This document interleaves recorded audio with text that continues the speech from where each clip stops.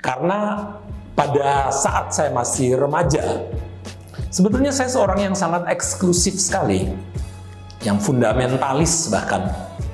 Jadi saya itu suka sekali membaca buku-buku yang menceritakan tentang kejelekan-kejelekan agama lain, terutama Islam.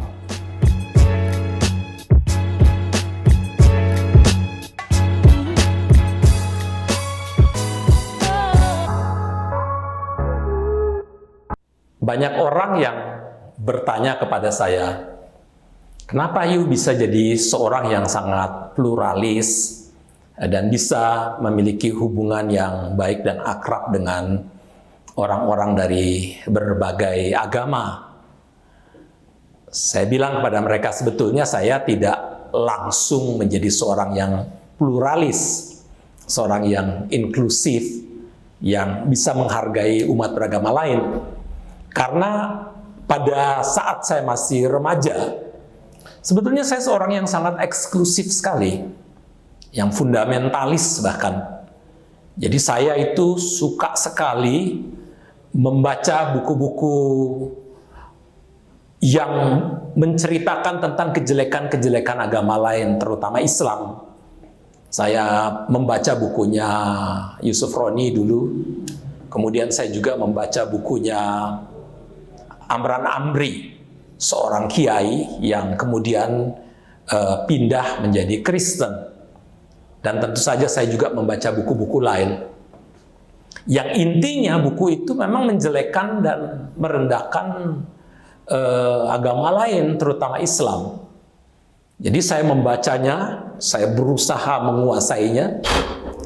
Lalu kemudian saya mencari umat lain, terutama umat Islam yang ingin saya debat agama mereka. Intinya saya ingin mengatakan bahwa iman dan keyakinan kekristenan saya benar. Yang mereka miliki itu sesat. Ya, mereka memegang agama yang salah, yang bakal masuk neraka.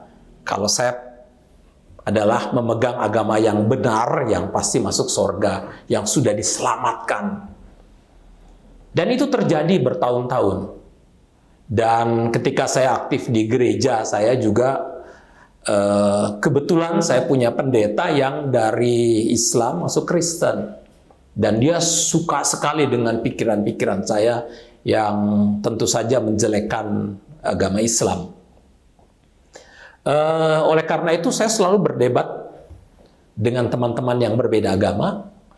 Tetapi hasilnya adalah saya benci mereka dan mereka membenci saya. Ya, kebetulan juga saya ini lahir di Jakarta. Saya di sekolah juga berjumpa dengan teman-teman yang berbeda agama, bergaul dengan mereka. Di tengah masyarakat saya juga berjumpa dengan mereka yang berbeda agama, sehingga memang di dalam diri saya itu sendiri terjadi semacam pertarungan antara pikiran eksklusif dan pikiran inklusif, antara pikiran fundamentalis dan pikiran yang pluralis, yang terbuka bagi semua. Dan ketika saya mendapatkan kenyataan saya jadi benci orang lain yang ingin saya kristenkan, dan orang lain benci saya, maka tiba-tiba saya tersadar, ternyata penghayatan keagamaan saya ini tidak benar. Karena apa gunanya saya beriman, tapi menciptakan permusuhan dengan orang lain. Sehingga akibatnya saya bertobat, lalu kemudian saya berupaya untuk belajar lagi tentang agama lain, terutama Islam, tetapi dari perspektif yang lebih positif.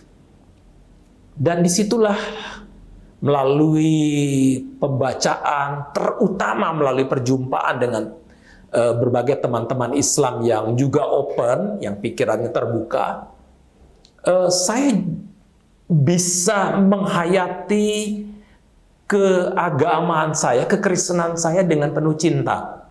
Tidak lagi melihat agama yang lain sebagai sesat, sebagai kafir, sebagai anak kegelapan. Tetapi saya justru melihat, oh mereka ternyata banyak hal sekali, kebaikan-kebaikan yang muncul dari penghayatan mereka terhadap keagamaan itu. Saya justru belajar banyak.